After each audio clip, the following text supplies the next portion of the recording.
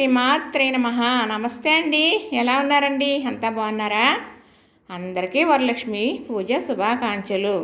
వరలక్ష్మీదేవి మరి కోటి వరాలు ఇవ్వాలని, మీరు అడిగిన కోరికలు తీరాలని మనసారా కోరుకుని ఈ పూజ అయితే చేసుకున్నానండి. చక్కగా మరి అమ్మవారు అష్టోత్తర నామాలు ఉంటాయి, అవి కూడా చదువుకున్నాను.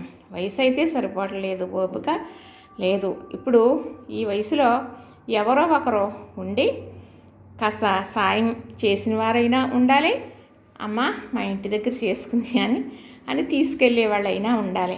ఈ వయసులో ఇంత సర్దుకుని ఇలా చేసుకుని చెయ్యాలి అంటే కష్టమైన పనేనండి. కానీ దేవుడు మరి ఓపిక కూడా ఇవ్వాలి కదండి, ఇచ్చాడు, అందుకే చేశాను. చూసారా చక్కగా మరి మా అమ్మవారిని ఎంత బాగా సర్దుకున్నానో. నేను సర్దుకున్నదే నాకు చాలా ఇష్టం అండి. తదేకంగా చూసుకుంటాను, పదే పదే చూసుకుంటాను చక్కగా. మరి దీనికి తోడు మా వారు ఉంటారు కాబట్టి ఇవన్నీ తేవటానికి కానీ నాకు ఎలప్ కానీ, లేకపోతే నా వల్ల ఏమవుతుందండి? ఏమీ అవ్వదు కదా. కానీ ఈ సంవత్సరం అమ్మవారికి పొట్టిచీర కట్టలేకపోయానని, అంటే అమ్మవారి పేరు చెప్పి మనమే ధరిస్తాం, కానీ ఈ పూజలో ఆ విగ్రహం ఉంది కదండి, మరి నేను పూజించుకుంటాను, ఆవిడికి కడతానన్నమాట. ఏంటి అలాగ అలవాటు అయిపోయింది. నన్ను చూసి మా పాపలు కూడా కడతారు, అలాగా మా కోడలు కూడా కట్టుకుని చేసుకుంటుంది. మా బాబుకి చాలా ఇష్టం అలా చేయమంటాడు. అయితే మరి మట్టి బొమ్మనే పూజించుకుంటానండి. మట్టిని పూజించడం సామాన్యం కాదు. చక్కగా మరి అలాగే తులసమ్మను కూడా అలా పెట్టుకోవాలండి. చిన్న దాంట్లో పెట్టుకుని మనం తులసి కుండీలో ఉంచుకోవడం వల్ల మనం పూజలో ఇలా తెచ్చుకుని పెట్టుకోవచ్చు. నేనైతే దశమికి పెట్టుకున్నానండి. దశమికి ముందుగా పెట్టిన తర్వాత పూజ అయిన తర్వాత మళ్ళీ తులసి కుండీలో పెట్టడం, మళ్ళీ ఏదో పూజలకు తీసాను పెట్టాను. ఆ తర్వాత అలా పెడుతుంటే ఏర్లు అనేది కిందకి వెళ్ళిపోయి పెద్ద మొక్క అయిపోయిందండి ఆవిడ. అయితే వేరేగా చిన్న మొక్కలు ఉంటే బయట తెచ్చి అలాగా ఒక చెంబులో అలంకరించాను అన్నమాట.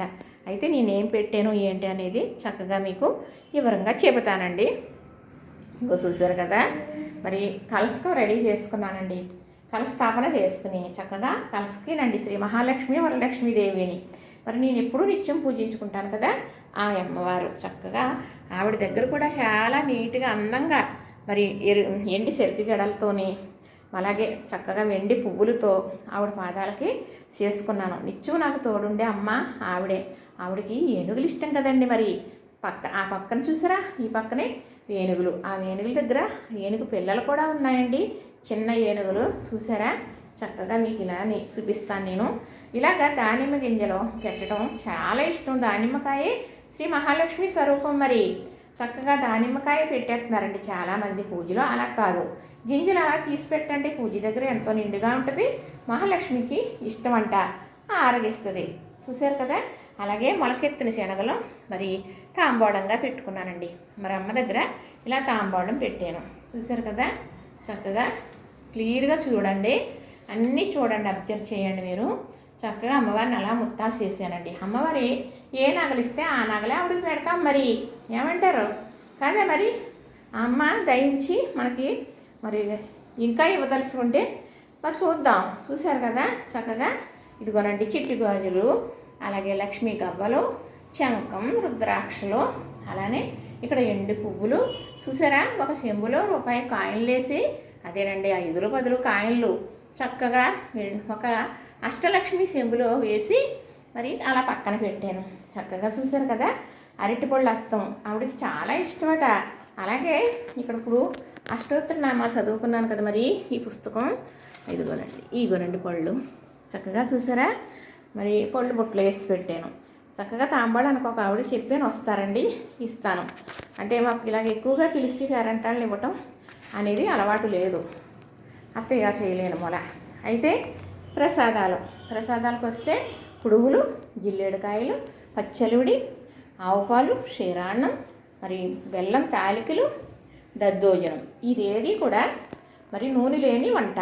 తర్వాత మరి దద్దోజనం తాలింపు నెయ్యి తాలింపే వేసానండి. చక్కగా మరి ఇలా అలంకరించుకున్నానండి. నాకున్నంతట్లో ఆ తల్లి ఇచ్చినంతట్లో. చూసారా నచ్చిందా? మరి అందరూ ఇలా చేసుకోవాలని మనస్ఫూర్తిగా కోరుకుంటున్నానండి.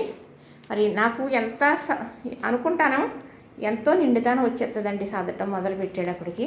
చక్కగా మాకు తులసమ్మ కూడా చూసారా ప్రత్యక్ష దైవము కదా. తులసమ్మ తప్పనిసరిగా లక్ష్మీ పూజలో తులసమ్మనే మనం అలాగా ఇంట్లో ఉండే తులసమ్మనైనా తెచ్చుకునేటట్టు కుండీ అయితే లోపల పెట్టుకోవచ్చు. లేదంటే చిన్న చిన్న కుండీలో వేసుకుని ఉంచుకుంటే పూజలప్పటికి మనకి పెట్టుకోవడానికి అవుతుంది. ఆవిడ పెద్దదైపోతే ఇంకో దాంట్లో పెట్టుకోవచ్చు. తులసి మొక్కలకి ఏమీ పదవి ఉండదు కదా మనకి. చూసారా మరి నచ్చిందా?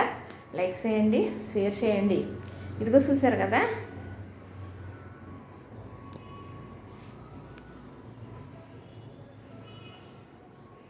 ఇదిగోనండి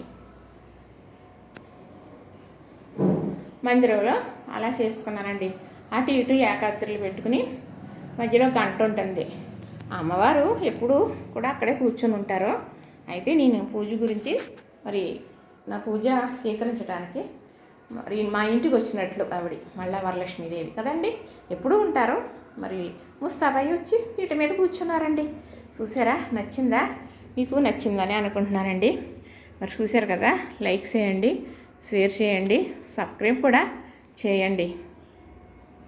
ఇదేనండి నా పూజా విధానం.